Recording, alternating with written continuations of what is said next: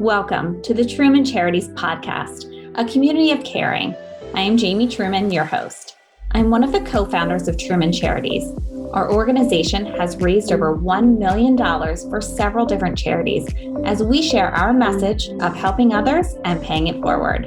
We plan to continue to educate our audience on the culture of giving. On this podcast, I will interview fellow charity founders, volunteers, sponsors, and other people in the community who will share their stories. You will hear and be inspired by their selflessness and passion for helping others. All right, thank you for tuning into another episode of A Community of Caring. Make sure to rate and review this podcast for your chance to win a $50 Amazon gift card and my favorite daily gratitude journal. All you have to do is make sure to screenshot your review before you hit submit and send it to me via Facebook at Truman Charities or Instagram at Jamie_Truman Charities. We pick a winner the first of every month. Now I am ready to introduce my guest, who I am so excited to have on, Heidi Webb, the owner of GreenKite Fundraising. So anyone who is listening, please stop right now, go get a pad of paper and pencil, because she is going to give you some key tips to take your nonprofit to the next level. So thank you so much, Heidi. How are you? Oh, I'm great after that introduction. Thank you so much. I've known Truman Charities almost since the beginning, and I feel equally honored to spend time with you today. So I'm happy to be here. That's so sweet. So for anyone that doesn't know you, I want to talk a little bit about yourself and how you got into the nonprofit world. So if you don't mind, can you let us know to begin, what inspired you to start GreenKite Fundraising? So that's interesting. I should start by sharing how I got into nonprofit in general. It's almost 23 years ago, hard to believe, but I was in the for-profit space and making good money, working all the time, but something was just missing. And so I took a job with a nonprofit as their human resources director. And I said, when I accepted the job, I'll work here for a few months. I ended up there for 7 years. Oh, wow. And I built their development department from scratch. And so the reason I share that with you is my launch into consulting space was somewhat similar. So I've been doing this for a number of years as a frontline fundraiser. I had always led development teams right at the helm.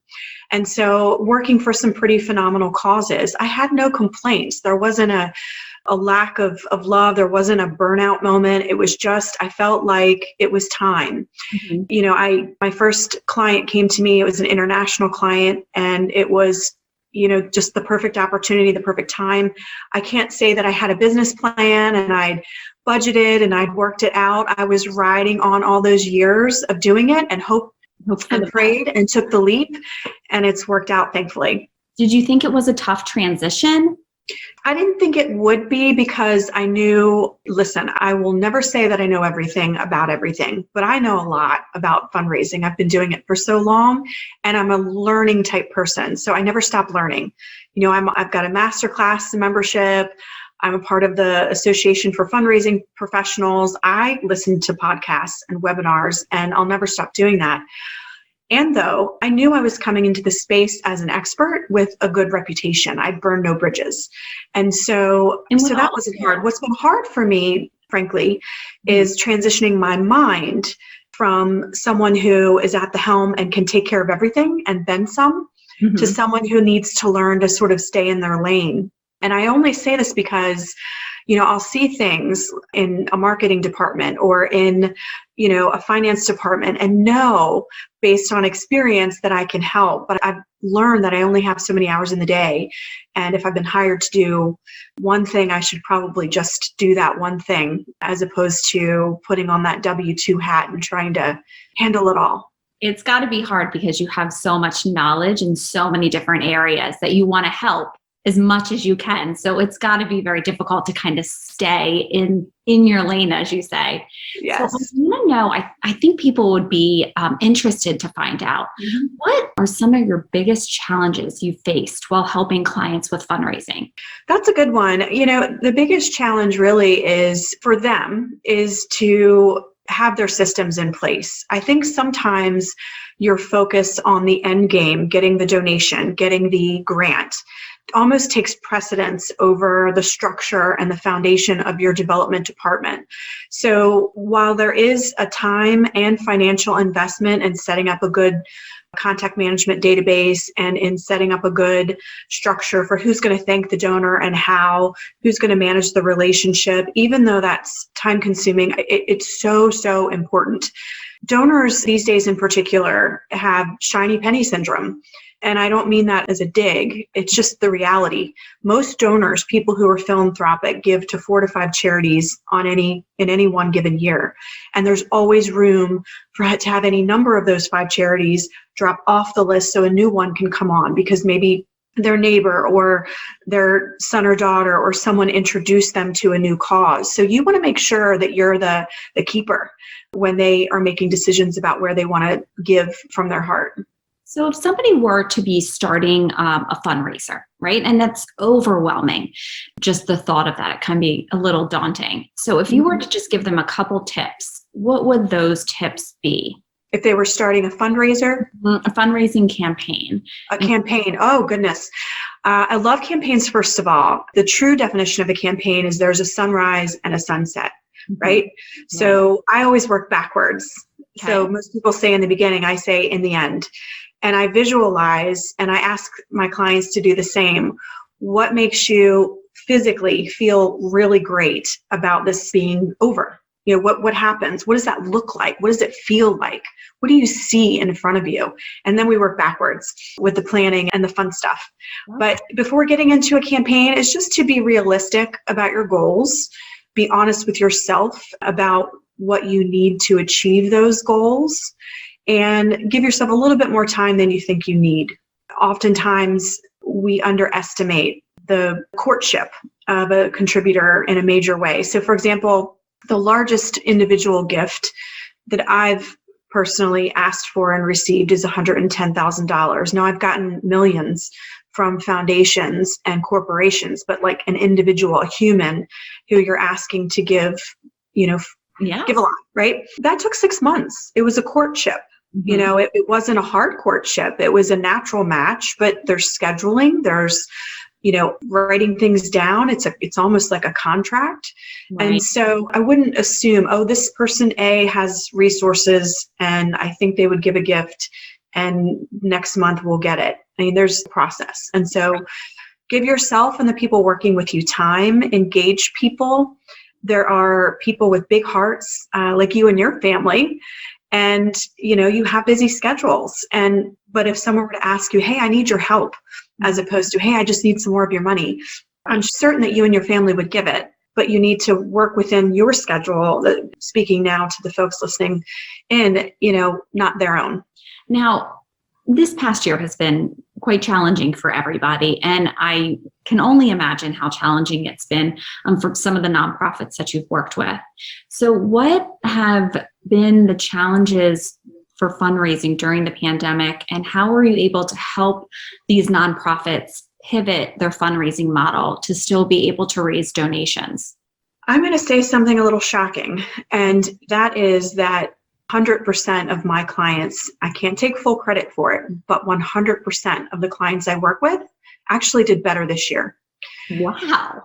And what that means, and the reason for that, is they have established relationships with their donors and their board members. And as a result, those donors and those board members rose to the occasion, as most philanthropic people do, and said, I know it's a tough year. I'm going to give more, or I'm going to give monthly, or I'm going to give time so that you can get 10 more of me down the road. I did some really fun campaigns right in the beginning, some crowdfunding campaigns. In fact, my favorite was for a Baltimore-based nonprofit. We did a redistributing funds campaign, and we explained that, here's what you're saving in gas. Here's what you're saving from not going to the nail salon. This was at the beginning of the pandemic where no one was going out. Right. And we were saying, hey, give us the money that you're not spending on those items that you would normally, dry cleaning, for example. It was so fun and so much money was raised. But yeah, long and short is, and we spoke to this earlier, if you have really good, strong, established relationships with your donors, they won't let you down in times of like the ones we just faced, really.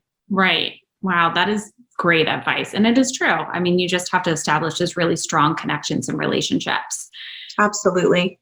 So with everything you have going on, which is so much, and I have no idea how you get everything done, tell us about your team of marketing and fundraising professionals. Like, how does that process work?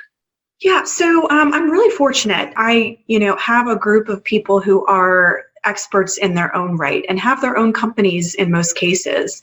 And so what consulting has allowed me to do is really get to know those people in my network who are phenomenal at what they do, better than I, or complement my services nicely. And I brought them to the table, and I bring them to the table with different clients. There's a matching aspect to it that goes on behind the scenes. Every nonprofit has its own culture and the way they like to do things. And so I like to match up not just skill set, but personality.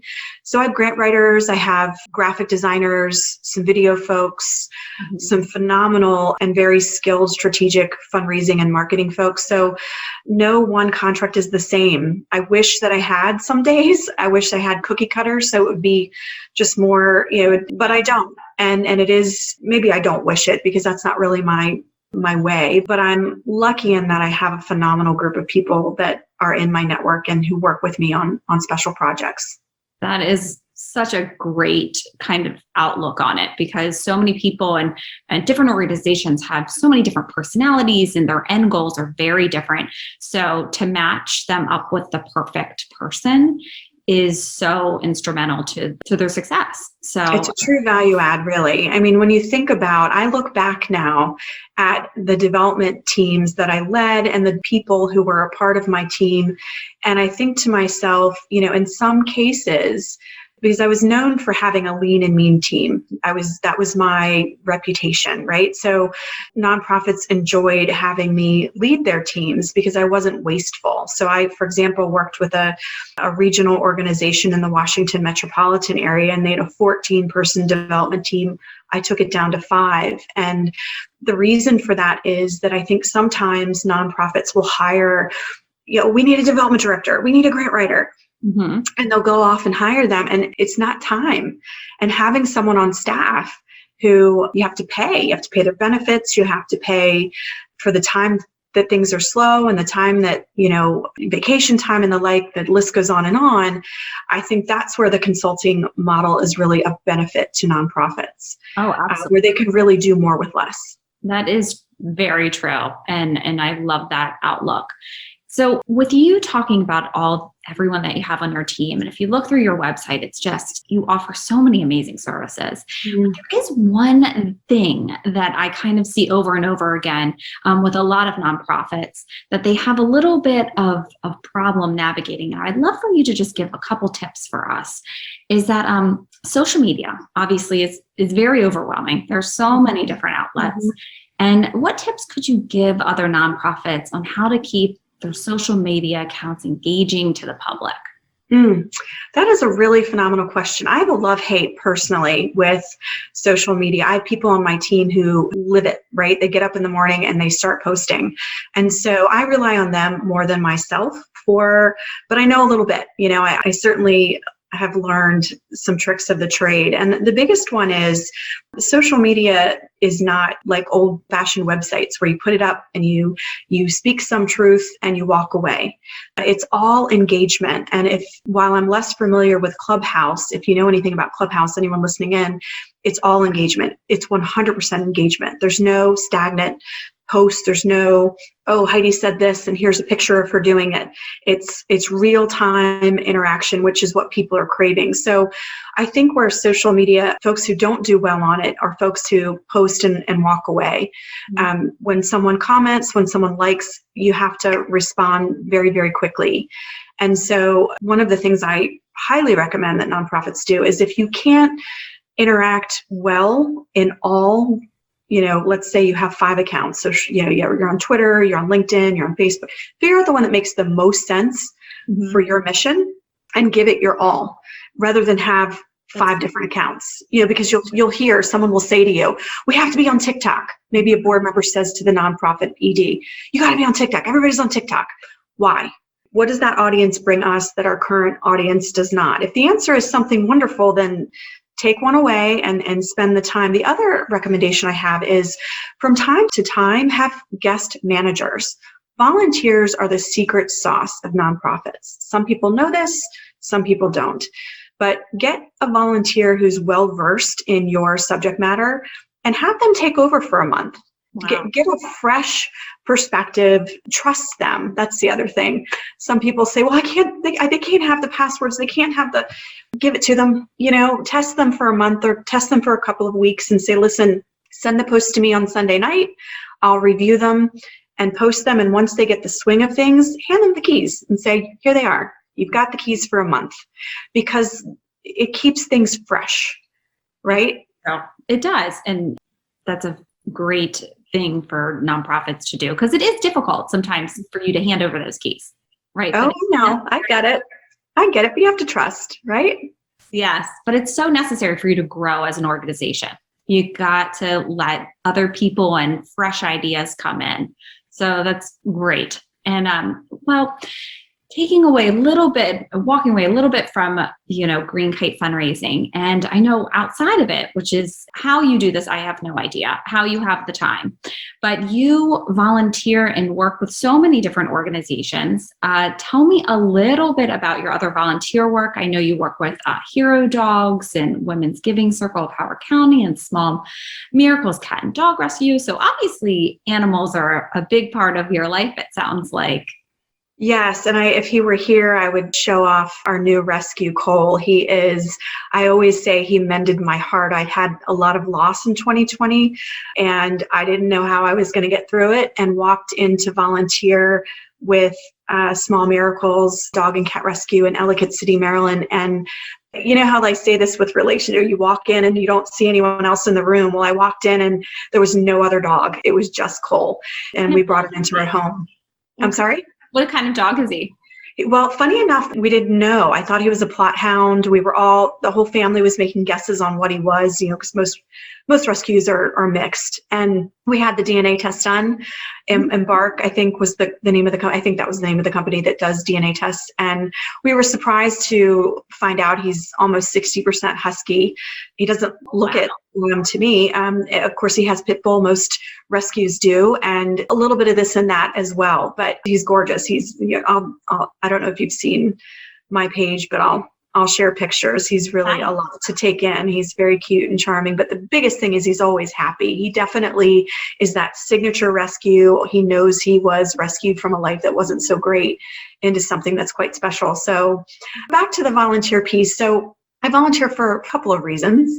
One is really altruistic. It feels like the right thing to do as a parent, to showcase to your children that, this is important, but also to learn from nonprofits. The places that I volunteer, I take notes, what's working that they're doing, what's not working.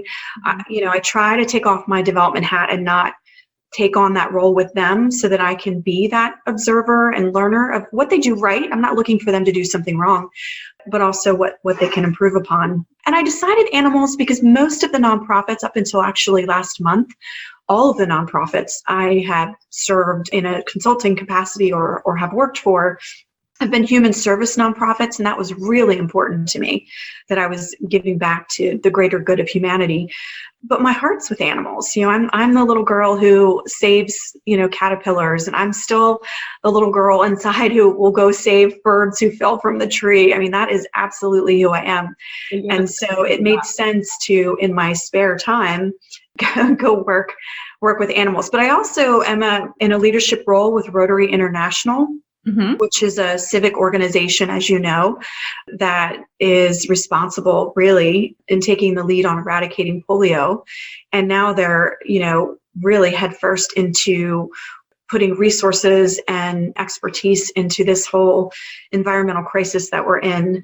So it's a network of people all over the globe who really care about humanity, the environment, and they give back. So wherever Rotary clubs exist, wherever their roots are, they give to that local community in time and in resources. And every week you get together and you learn something new from a guest speaker. So the list goes on, but I ended up being a Rotary Club president and then became what's called assistant governor. So in the Washington metro area, there are, a dozen assistant governors. So I oversee 7 clubs now.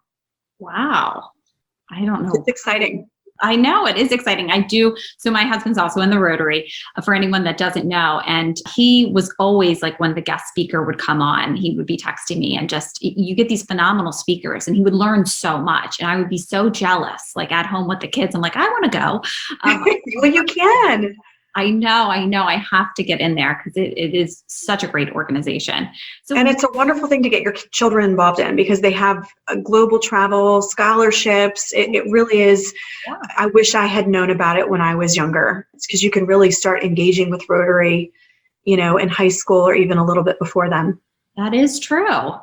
So I want to know, what's the one thing that you enjoy most about working with the nonprofit organizations? The people. These are really good people who believe in what they do and want to make the world better in, whatever the cause, you name it. I've been in the mental health space, foster care, rare disease, veteran services. It's all the same. These are humans who want to make a difference. And so where I feel good, what did they say? I fill my cup, if you will, or I lay my head down nicely on the pillow at night. The thing that keeps me going is that the world's going to be a little bit better. And it might be better just for that one group of constituents, but it is improved as a result. And, it definitely helped that I did grow up in a situation where things weren't perfect, right? And I know a little bit about, poverty. I know a little bit about despair and hunger and education in a way that really made me much more compassionate and empathetic. And I love surrounding myself with people who are smart, but who need my advice, who want and need help with fundraising. Most of them are good fundraisers. They just don't know it yet. Right. So you just kind of come in and tweak what they already have to make it fantastic and really. I think I turn on a light for them. I really do. I do a lot of coaching for CEOs or executive directors, as they're usually called, for nonprofits. And I work with development teams because I don't want to take anyone's job. I want to make them better at their job. Right. And that is when you see an executive director who used to shake at the podium or used to shake or cancel appointments because they didn't want to ask for money, to all of a sudden, running onto the stage and saying, I'd like to ask that for that money, or I'd like to, present to that group. It is like, you couldn't fill me up any. I can't be any happier. It just makes me so happy to know that I was able to turn on that light switch. Yeah. Oh, that's fantastic. Now, what would your advice be to anyone that's looking to start a nonprofit?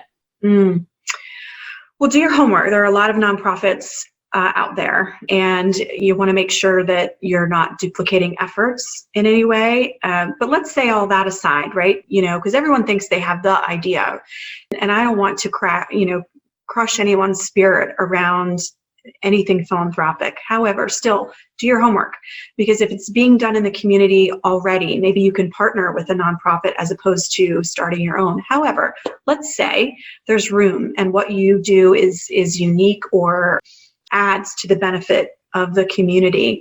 Get that website registered right away, just like a business. You want to make sure you have a space out in the universe. I've worked with several nonprofits who waited a very long time to get their URL and had to pay thousands of dollars to unhook it because then they didn't want to change their name. Obviously, get your C3 status paperwork, out of the way. And to do that, you really need, every state's different in terms of what you need. So just Google what you need for your particular state. But let's say here in the Washington metro area, you need to have your officers lined up. So who's going to be on your board? And don't think, okay, I'm a nonprofit, I have to have all millionaires on my board.